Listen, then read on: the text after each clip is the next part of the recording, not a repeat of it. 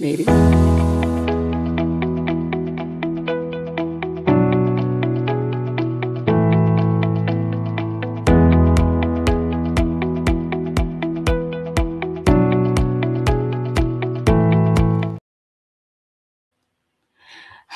Hello, everyone, and welcome to Friends and Authors Live. I'm Rosalinda Roman here with my co-host and friend, A.K. Vyas, also known as Ash, and we have a really exciting show today. Yes, Hi, we Ash. do. How are you? Very good, very good. I'm excited, Rosalinda. Yeah, so I don't want to waste any time with chit chat because we have an amazing adventurer and author who we got to meet recently. So I'm going to introduce her right now. PJ Skinner is our guest today, and she is a fellow indie author. And hello, welcome. Got you right at the wrong time. I'm sorry about that. But people refer to you as Pip, correct? Yeah, depends, but Pip probably is the best one.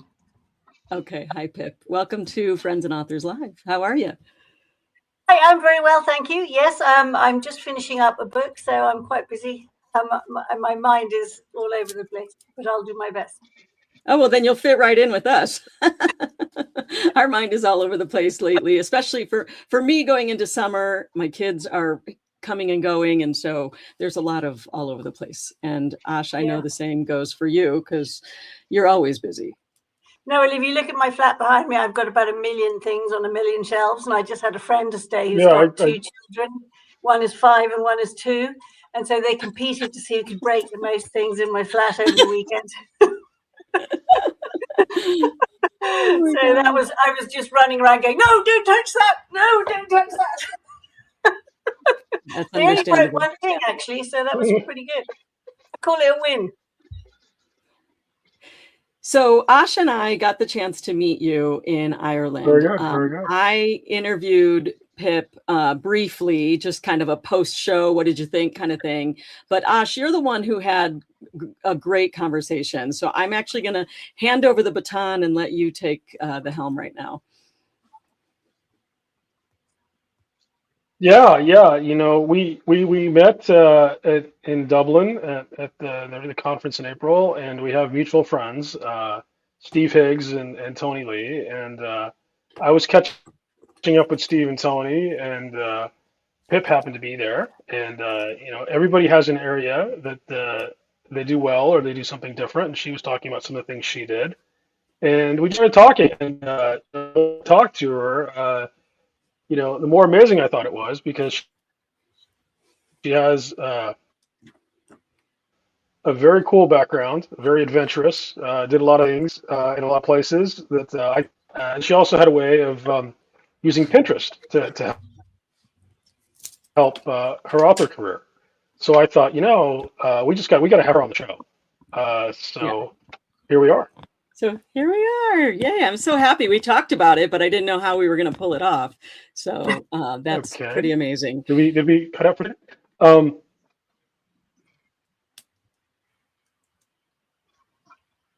Yeah. So he cutting Pip, out for you? You want to introduce yourself? Do you want to tell folks about yourself and your background? Yeah, you're cutting out right now. So Pip, can you hear me? Yes, I heard you ask about my background. Do you want me to do that? Okay, so I graduated. Sure. I graduated as a geologist, and I specialized in exploration geology. That's basically going out into the wilderness with a rucksack and a hammer, and banging rocks and looking for signs of minerals. And because of the nature of ore deposits, most of the easy ones have been found already. So a lot of my career was spent in dangerous and remote places. And by dangerous, I mean civil war going on around me and that sort of thing. I mean, actually dangerous, physically dangerous. But I don't know, when I was young, and well, now, I wasn't really, I wasn't afraid enough not to do it. And actually, I was braver than most of the guys. So I used to take the jobs that nobody else would. So I ended up working in places like Angola, Sierra Leone, the Colombian highlands, right in the middle of terrorist territory. And I worked in UNITA country in Angola, and I worked in Eastern Congo. In fact, in the town where they have an outbreak of Ebola at the moment. And actually, when I worked in Guinea, I also worked in a town where Ebola started. So I don't know if I'm like Typhoid Jenny or whatever, Typhoid Mary. I seem to have Ebola following me around Africa. And I worked in So Siberia. interesting. I just read about that this morning, as a matter of fact, the Ebola breakout. It's the town that I used to fly into from Uganda, because you can't fly into Eastern Congo from the capital, from Kinshasa. You have to go around to Uganda and then fly in from the east. So I used to fly in this tiny aeroplane with this pilot who introduced himself as Mad Mike.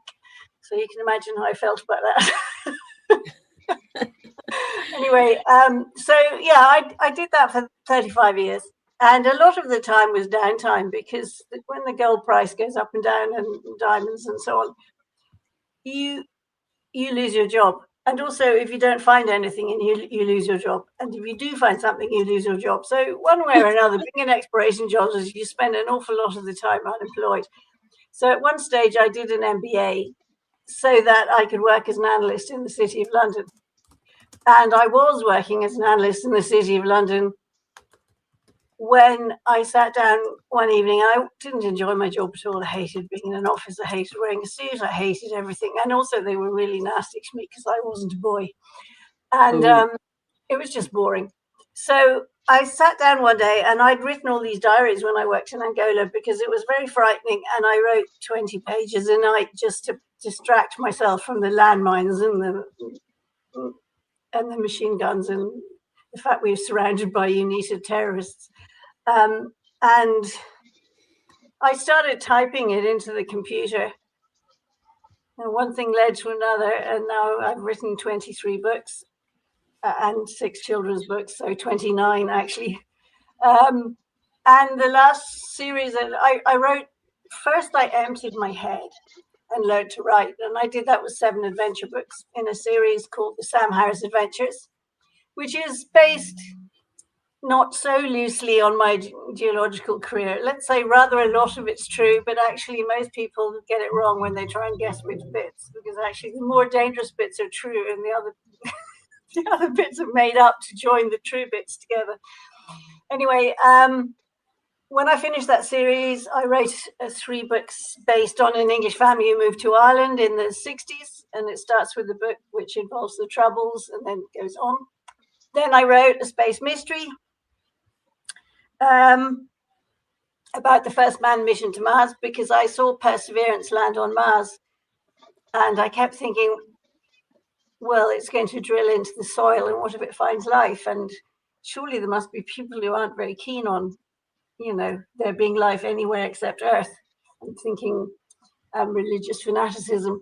And so I wrote a book based on that premise, using Elon Musk's Starship. So I did about 6 months research on all the space, the latest research, so that I could write about a voyage in space. And every time I wrote a chapter, the science would change.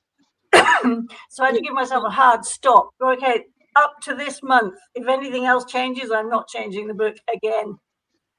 So I wrote that. And then I thought I quite liked writing mystery. It was a bit like geology. So, because geology is all about not knowing. In the beginning, when you bang a rock and you might find something that looks like it might have minerals in it, you have 1% of the facts about the rocks that are underneath you, perhaps. And as you move on and you take samples and you drill and all those things, you get more. And each time you get more information, you change your idea. And each time you change your idea, you then set up another program to test that idea. And then you do it again, and you iterate it. And actually, that is very like mysteries. In fact, it's identical. And so I think I had without knowing it, trained myself to be a mystery writer. And I only was thinking about this last night because I hadn't really thought of it before, but it's why I find mystery so natural, because I've always worked on mysteries. I mean, mining is exploration is a mystery. It's always a mystery. And you don't really know what you have in a deposit until it's all been mined out. So, even then you don't really know because you might have missed a bit. So, it's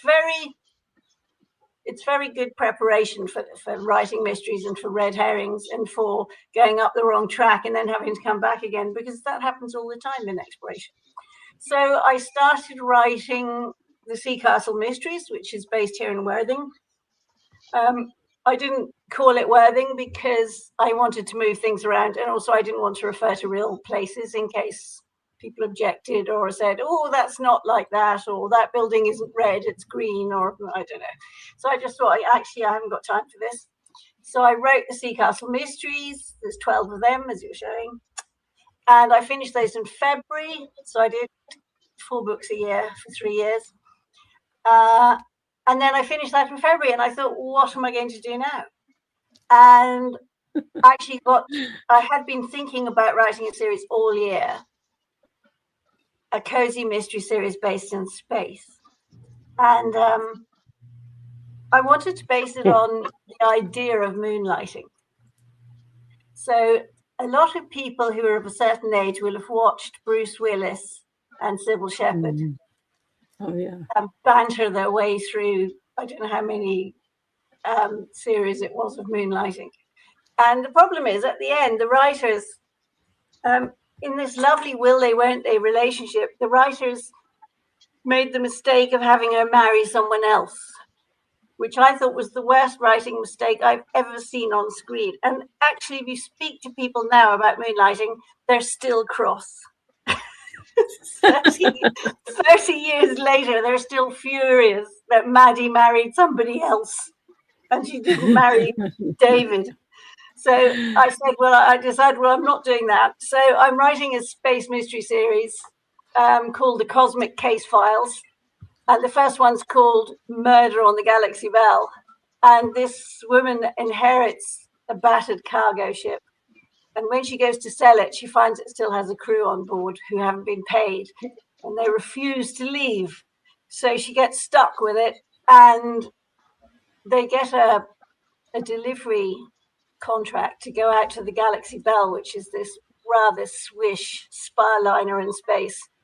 And they go out to do the delivery, and she's hoping to pay them off and finish it. And then while they're there, someone gets murdered, and the murderer is pinned on one of her crew members. So they have to learn to work together and so on and so forth. So that basically is the start of the series and how they end up running a detective agency on a cargo ship. So I have written about half of that, and actually I'm really enjoying it. It's rather exciting. It's rather exciting to write. And hang on a sec. One of my, here we go. I don't know why, but this thing has popped up and I can't see you. Okay, so and then when I had come to the conclusion I would write that series, then I got another really good idea. And I thought I was moving to Portsmouth, which is along the coast that way. And I kept getting this idea about this detective who is having a midlife crisis, basically. Basically, he's sort of been coasting for years, and he's sort of fallen in a heap a bit. And he comes home one day and finds that his wife has left him. And he's completely surprised because he didn't have a fight or anything. And he hasn't even got time to adjust to that when he's called up and told to go and meet a rather nasty local politician whose son has run away yet again. And they need someone to go and sort it out. And anyway, it turns out that the boy's been murdered, and Bill gets for this case. And so he has to relearn his detective skills. Meanwhile, at home, his daughters are doing their A-levels and GCSEs, which is 18-year-old and 16-year-old exams in English. And the daughters are not used to doing anything for themselves. The mother has done everything. her whole life. She's done all the cooking and cleaning and everything. And the three of them are suddenly faced with the shock and horror of having to look after their own household because the mother's just abandoned ship. And so it's sort of the domestic drama parallels the murder drama, where the boy is living in a dysfunctional family where he was hiding a secret from his family. And so I'm just finishing that, and actually I'm a pantser, so I just write, but I've been a bit more sort of methodical about it this time. And so I know what my last 5 chapters are, because I have the habit of rushing to the end. I rush to the end because I get too excited. And then my endings are always too quick. And people actually complain that they didn't have time to luxuriate in the ending because I just go, whoom. I resonate with that. I understand that. It's finished, go and read another one. And so I've been really concentrating on trying to make this more of a thing, the end of the book. And so if that goes well, I'll write more. And if the other one goes well, I'll write more. And if they both go well, I suppose I might have to write them both. But I'm sort of thinking, you just never know what's going to take off, because Sea Castle Mysteries, I mean, I wrote them after having written the other stuff and having zero success, you know, sales trickling in and the odd review, but no success. And I couldn't sell them. And I, you know, did all these advertising courses, and I thought, my writing must be terrible. But then I read the reviews and I kept thinking, why are my reviews so good and my writing's terrible? And I kept thinking, well, there must be something I can do about this. And then I wrote the first Sea Castle mystery, and within a month I knew why it was different. I mean, people read mysteries, cozy mysteries. That's the difference. And so I started getting loads of reviews, and people will pre-order the next one. And I thought, oh God, it's easy, isn't it? It's easy. You just have to write something people actually want to read. And you know, can tell you that and tell you that, and they can tell you that again. But do you believe them? Do you actually understand that people will only buy what they want to read? And that is, I think, one of the things that authors find the hardest to get over, is understanding that if you are writing things people don't want to read, then it doesn't matter how good they are, people are not going to read them. That's just it. You know, nobody wants to read my adventure books because they've got a woman protagonist and there's no exploding helicopters. And so men hate them because they haven't got fist fights, and women hate them because why would they read about a woman in the jungle anyway? You know. Interesting. Yeah, where are the husband and children? What I find interesting is that parallels my writing is you take what your adventures are, what your life experience is, and I know Ash does this too, and I think so many writers do it, and you put it into your books, so it becomes, you know, some of these things that you lived, and you've had so many lived experiences, are now fictionalized, and you've learned from the process, which makes you exactly the perfect indie author, right? You saw what wasn't working and you didn't give up, which I think a lot of people would give up. And also, when I'd finished Sam Harris, I just needed to get that out of my head, because I had 35 years of working in the jungle in my head, and nobody wanted to hear about it.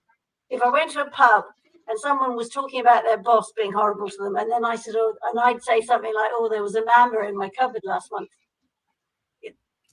You know, they would clear the room. They just had either they wouldn't believe me, or men would be furious because my stories were better than theirs, or women didn't know what I was talking about. So I just gave up speaking. I think there's a word for it. Anaphylaxis, something like that. I used to know what the word was, but it's basically not being able to talk about something because nobody will listen. And so I had it all stuck in my head, and I actually felt ill because I couldn't rid myself of it. And when I wrote the Sam Harris books, I remember writing the last one, and I felt this huge relief and this huge emptiness in my head. You know, this new ability to start again, which was just the most wonderful thing. Plus, I think I learned to write over the 7 books. That's my learning experience. And, you know, they're not bad. They get good reviews. People enjoy them. But really, I just needed to I needed to clear my mind. And the only way of doing that was writing all that stuff down. And when I read them now, I can't even remember what actually happened and what didn't. I found myself telling a story the other day about my experiences to somebody who asked me and realized I was telling one of the made up ones. So I wasn't actually. It's interesting. Yeah, I can't actually distinguish. Maybe there's something wrong with my brain, but I've got to the stage now where I can't even remember what's true. When I read my books, I have to think really hard. Is that something I made up, or is that something that happened, or is it something that happened to someone else? Interesting. So do you hear an echo, Ash, when she's talking all of a sudden, or is it just on my end? A little bit. Yeah. Do you have had? Yeah, just suddenly it switched. Something switched in the audio. That's okay. It's probably fine. Sometimes you have to put headphones in so that we don't hear the feedback from what you're saying. I have got headphones I can dig out. Well, you didn't have them in the beginning and we didn't have a problem. So I'm not sure. Let me see if I can work on it on this end. Meanwhile, Ash, carry on. Yeah, so the question I had was, you switched from action to cozies, right? And yeah. I just know from the genres I write, there's kind of hard and fast rules that you're not supposed to break for genres. And those are two kind of very different genres. So is it an adjustment? Like cozies, no one's supposed to die, right? Or am I wrong? No cussing, no dying? Is that kind of right? Yes, in cozies, there's no violence, no sex, and no swearing. And so, but my adventures, because they're quite cerebral, I had some violence, but it was, I had the worst violence in any of my books was when some rebels slaughter half of a herd of elephants. And when I wrote that scene, when I finished, I was actually felt sick for a week because I was so horrified by what I'd written. It was so horrifying for me. So I'm not very good at violence, and that's the most violent scene I've written in 23 books. But when I moved to cozy, I read a lot of cozy books, and actually, I felt there was a gap in the market for books that were more realistic and contemporary, and not so cutesy and fuzzy.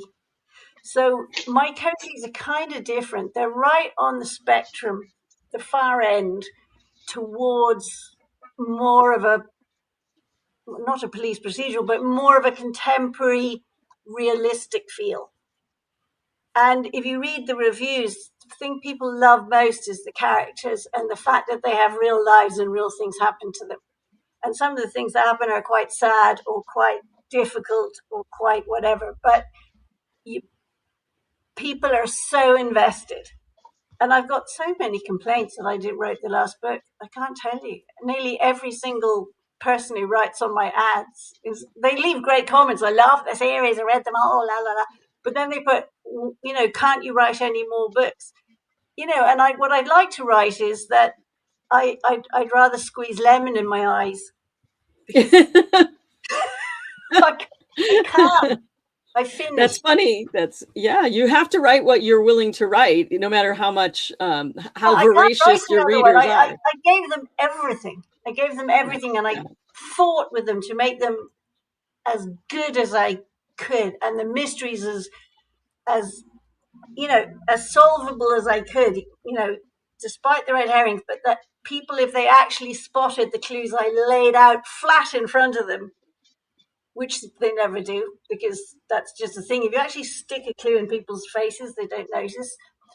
I love it. They only notice later and think, "Oh God, I should have known." Right, right. And that's what you want. And so I put my heart and soul into these mysteries and into the stories and how the people got through them. And so when I got to the end, I really had finished. But I don't want to ruin people's things. So the other day someone said, "Oh, I wish I knew what was happening now." And I said, "Well, it'll be bedlam around now, and Geeta will be making lots of cakes." And that's all I put, because Geeta's the cake maker in the stories. So there was cake and there was a cat, although the cat was bad-tempered and scratched the sleuth all the time and wouldn't cuddle her. And he was sucking up to all the men, but he kept scratching her. So it wasn't the cuddly cat of the cozies. and Right.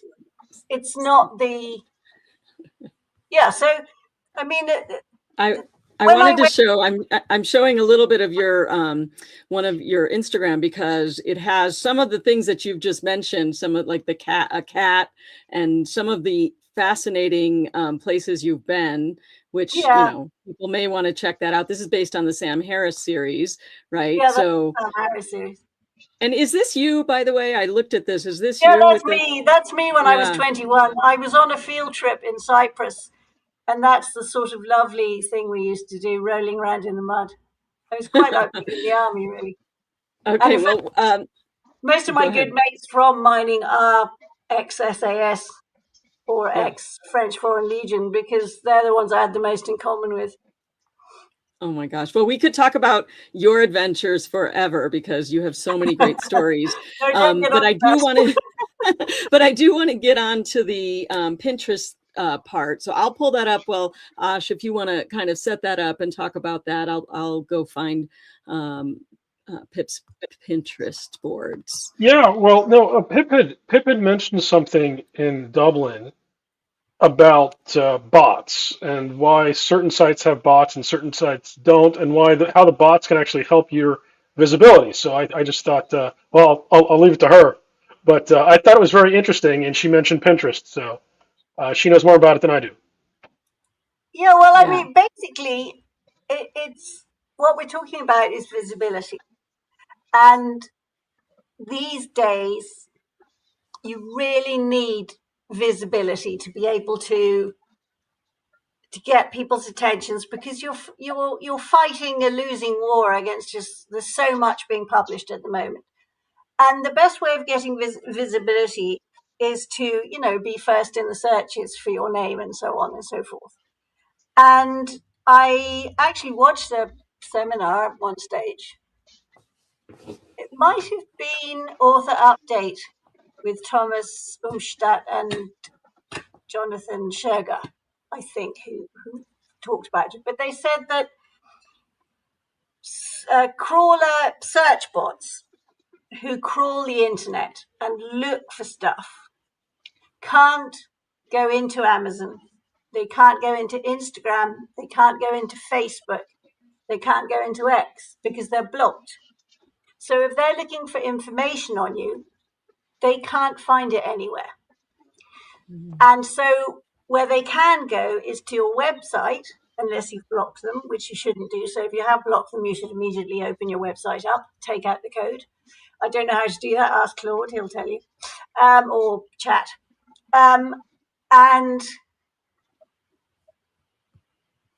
Pinterest is open because it's a different sort of social media. It's a search board. So basically, Pinterest is like when people like my age used to go into the local village shop, there used to be a board there, literally a cork board, and people used to pin stuff on it, like looking for a babysitter or anyone interested in, I've got, bottles of jam, plum jam I've made. Does anybody want, Mhm. £5 a bottle or whatever? And there would be a pinned board. And that is what Pinterest is. It's a village board where people pin what they've got that's interesting. But the thing about Pinterest is that it's almost infinite in duration. Now, if you pin something, if you put a post on Instagram, that's about 2 minutes before Yeah. it's deluged by a deluge of stuff. Same on Instagram. It's gone. Nobody's seen it. It's gone. And that's the end of that. It doesn't come back up. Although I suppose it could do. The same with Mm. TikTok. Same with Amazon. You pin something on your feed and it's gone really quickly. I mean, it might be around for an hour or a day. I'm not sure, how much it is for each of the things. But all of those have very finite times where people can actually see what you posted. Pinterest, you put something up, it's there forever. So it doesn't go anywhere. It's just on the village board. So if you leave it up on the board, then people can find it if they look at it today or in 5 years' time. It's still on your board. And so it has this length of findability, let's say, I don't know if that's a word, Yeah. that other social media don't have. So that's one of the huge advantages of Pinterest. So the idea is, for anyone who wants to try it, and the other thing is interviews. For instance, I did an interview on the self-publishing show with Dawson and Blatch years ago. I was one of their very first interviews. I think I'm 30 something or 20 something. I don't know how many they've got now, 800 or something. But I was right at the beginning when they couldn't get anyone famous, and they got me when I was particularly unfamous. I can't remember why, but anyway. But that interview is still there, and people still look at it because it's in an archive, and so it's always available. It doesn't disappear anywhere. And the other thing is, last year, my local newspaper, I kept sending things to them, and finally the guy said, "Well, yeah, I'll write an article on you. Send some stuff over." So I sent him, I don't know, a quick biography and some pictures of my books, just stuff, He just printed it. He didn't write an article. He just stuck everything up, which was kind of irritating because I thought he was going to at least, kind of pretend to do an interview or something. But anyway, that's up there. And it's funny because a lot of people from Worthing have started reading my books. So whether it was a good interview or a bad interview, it's still an available interview and it's in the archives.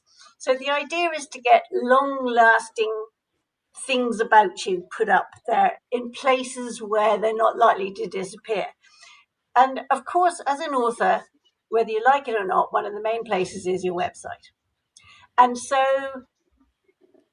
the idea of this visibility was to write a couple of posts, or start with one post, where you did whatever genre you're in, and you try to get it down to the smallest sub-genre, is to write a list of 10 best of. So, for instance, I did one on 10 best British seaside cozy mysteries. And I did research on which were selling the best. And I made a post on my website, which I also sent out in my newsletter, as a newsletter, to all the people who are on my newsletter. But it's in my posts on my website, so crawlerbots can find it. And I also made a pin and put it in Pinterest with a link to my website. And I made a board on Pinterest for, I think it's cozy mysteries or something like that, a general cozy mystery thing, and it's got sort of a best cozy mysteries board, something like and that. I think this is what you were referring to, this 10 Great British Seaside Cozy Mystery Book series. Yeah, so that's the one I did. So that's on a board that I made, which is something about the best cozy mysteries. And then I did another one later, which was the best Christmas cozy mysteries. And the thing is that crawlerbots find this. When people say, what are the best cozy mysteries? This is a ready-made list. Oh, here you go. British Cozy Mystery Collections. Did you see that one? That board? Yeah, let me go back. Yeah, this one? Yeah, British Cozy Mystery Collections. The blue one on the left. That's a board. No, the blue one. Oh, I'm sorry. Yes, I see it. Okay, let me get to it. This one you're talking about. Yeah. So that's British one of the Cozy boards. Mystery Collection. That's where I pinned them. And so that's the actual board. And if you look at the board, it's got, I did lots of, so there it is on my website, you see, with the different murder series. And so people who are looking for good cozy mysteries to read find that list and then click through to my website. But also crawlerbots find that, and they're always, people put stuff into Google like, tell me the 10 best cozy mystery series. So if you look up my name, or even if you put 10 best British coastal mysteries into Google, this post comes up. Now, it took a while. And the thing is, you mustn't expect it to come up straight away. It took a few months, but it came right up to the top. And now if you put 10 best British coastal seaside mysteries, my post arrives first. And of course, Google is now associating my book, Deadly Return, which is the first book in the Sea Castle Mystery Service, with all these other first books in other series. And they're the most best-selling series that are around. And I just stuck mine in the middle of it. And it actually happens that mine's pretty well best-selling. I mean, it's not, I wouldn't say it's in the top 10, but it's definitely up, doing well. And so it means that the search crawlers let me pull it up really quickly because I actually did. I searched it off screen in case it didn't come up, but I did exactly what you just said. And let me show you. Okay. Sure enough, first one is yours, PJ Skinner. And all I typed was 10 best cozy mystery series, and that's what came up. So that's what it's. Yeah, question. Yeah. Is your book one of the 10, or is it just you authored the article and your book was associated with it? Down in the bottom right-hand corner. Right here. Okay. Yeah. Okay. That's cool. No, because the reason I asked, last episode, Rosalind and I were working on A+ content, and we have a friend who's starting an urban fantasy. So I literally just Googled top 10 urban fantasy novels to look for A+ content. And this author had, I think, done something very similar. She put herself at number 5 on the list, and she must have done it through Pinterest or something similar to what you did. Because I was like, that's pretty clever, Yeah. So the thing is, you have to have a little bit of patience, and it's worth doing research and doing a proper post that people enjoy and that has all the links so they can click through and buy other series apart from yours. You're not forcing them to buy your series. It doesn't matter who clicks through what. The clicking is irrelevant. What you've done is you've made yourself visible to bots, and you're teaching bots that you're one of the 10 best cozy mysteries series. Well, and I think, and really, and also you're getting an association with those other series that bots remember. Right. So if someone sees one of the other ones and says, "What are book series similar to this?" they'll show yours. So you're teaching the crawler bots to recommend your book, and that's going to be more and more important in the future. So the thing is, I'm quite a techie geek. I mean, it's just I'm introverted and techie and geeky, and I'm not good at code or anything. But now I've got my friend Claude. I don't have to be. I just ask Claude to write something. Write some code. That's funny. Like last night, I made 2 landing pages to stop bots in Facebook clicking on my ads. I did a landing page with a 2-second delay. Don't ask me what that means. I just found that on one of my things, and it said if you make a 2-second delay, bots they click immediately to go through to your Amazon. But if they can't click immediately, the bot click is lost. So it teaches Amazon, because only real people take more than 2 seconds to decide. And so that's a real click, and Amazon registers that. And then they start learning what real people do and which real people to look for. So you're also training Amazon. So I just thought this was the best thing I'd ever heard. So, of course, I spent till 1 or 2 in the morning making these landing pages, one for my USA ad and one for a British ad, and then got Claude to help me choose an image and everything. And I just stuck up 2 new ads with leading to the landing pages on my website. And the landing pages they're not linked to anything else. They're just a landing page which goes straight to Amazon. But I've been amazed so far. It does seem to be working, and it's kind of weird.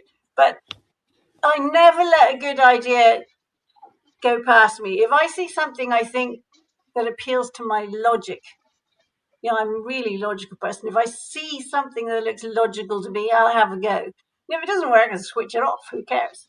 But at least, that I was working until 2 in the morning or whatever. But I don't even notice. I don't know what time it is. I don't care. I don't have children or anything. I don't have to do anything. I just work.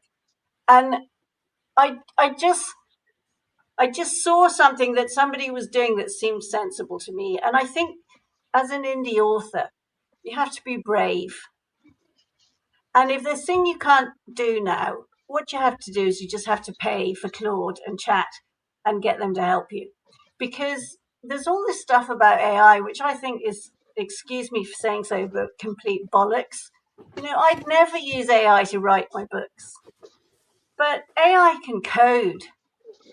AI knows if your copy's any good, and it can give you a copy which isn't that good, and you can improve, and you can work back and forwards with AI and do stuff.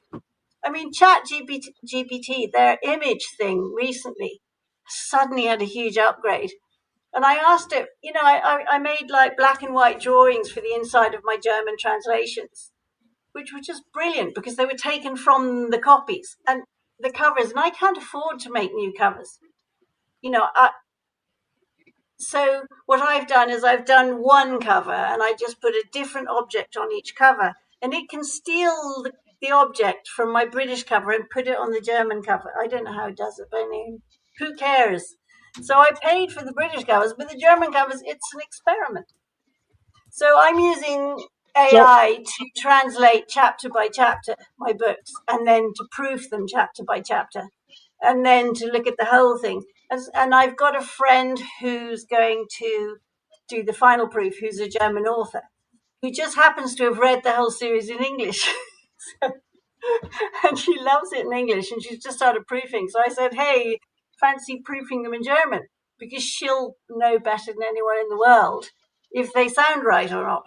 So I just thought, listen, you know, it's cost me a couple of months' work, but I'm going to have the whole series in German, proofed by a German.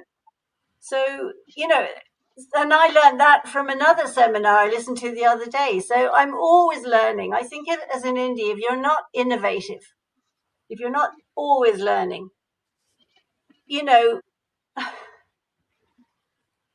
you're not going to get anywhere. You have to be brave. You have to be, brave, and you have to be honest with yourself, what you can do and what you can't do. Because I think a lot of people write one book and then think, well, yeah, what do I do? You know, they sort of fall in a heap, and you can't really fall in a heap. Well, if you need to, I need to pay my rent. You know, I don't have a husband. They won't employ me anymore in geology because I'm too old and I'm a woman, and I've just screwed myself. When I was younger, at least I was younger, and that was okay. But now I'm a woman and old. It's just too bad. I just can't get a job. So actually, the other day, I put a post on LinkedIn and I said, actually, I retire.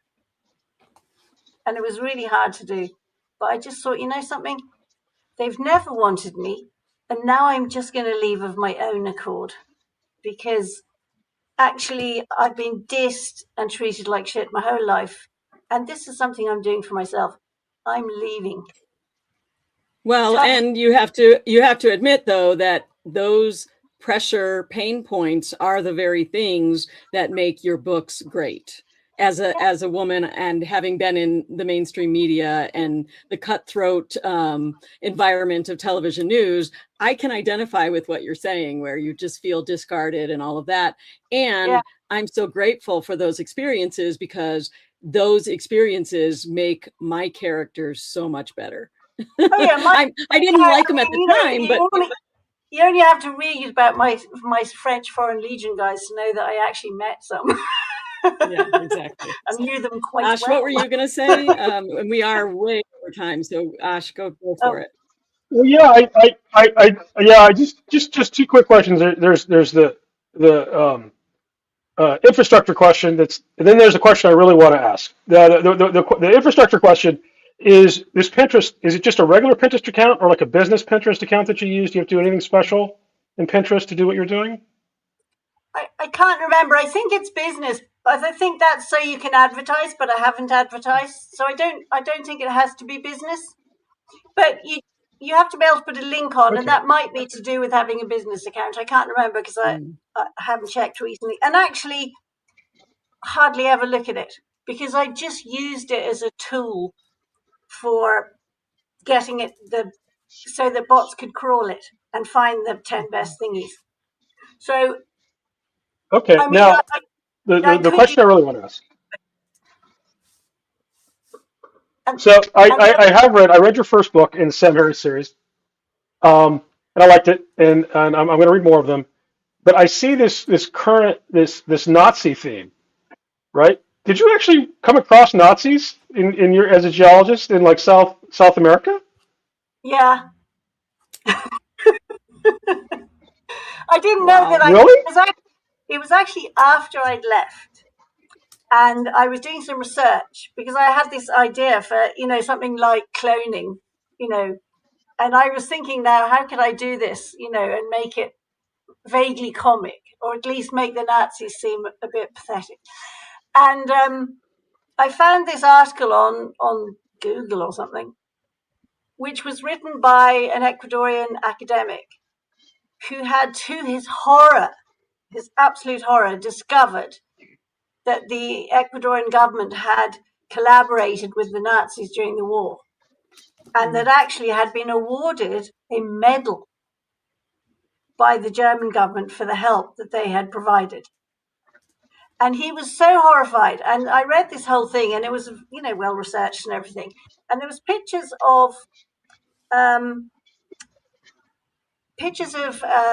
Ecuadorian politicians and things, doing Nazi salutes and standing on the steps of the Congress in sort of jackboots.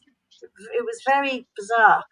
And then I found out, I got approached by a journalist from New York who insisted on coming to Ecuador, who said that he wanted to meet the treasure hunters.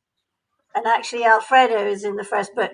And he was a friend of mine, Diego Arias, who was an actual treasure hunter and who did have a sponsor. And I did hang out with them a lot. They were a pair of old drunks. They were great fun. And his excuse, this journalist said he wanted to meet them because he wanted to talk about the lost treasure of the Incas. But what he actually wanted to do was talk to Andreas's wife. And Andreas was the older guy who was the owner of Wittig in Ecuador, because she was the daughter of a Nazi colonel. And he was actually searching for Nazis. I don't know if he was associated with the, the Nazi hunters. The Mossad? Yeah, the Israeli intelligence. Yeah. No, she's talking about the other side, not the Nazi side. I can't remember the institute that looks for Nazis. Anyway. Oh, yeah. Well, the Mossad is, I think, Israeli intelligence. Mossad goes around murdering people. I'm talking about the people that actually did the research and brought the Nazis back for trial. And there's something institute beginning with G. I can't remember. Anyway, having put those two things together, I realized I knew. And then I thought, wait a minute, there are a load of Germans that I know in Quito. And then I did some research, and it turns out one of them was living in a hotel, down the road, and he'd lived there for like 30 years in this hotel. And there was someone else, and there was someone else. And I just thought, oh my God, I'm surrounded by them. Wow. Wow. All I knew were the children. Which just goes to show you have so many stories that we could go on for hours, but we cannot, because I have obligations and can't continue this show beyond the time. Yeah. But it has been such a pleasure to talk to you. I mean, I really wish we could talk for longer. You have so many amazing stories. No, don't get me to talk longer. I'd never stop. Oh, well, you've been wonderful. Ash, do you have anything else you want to add before we wrap it up?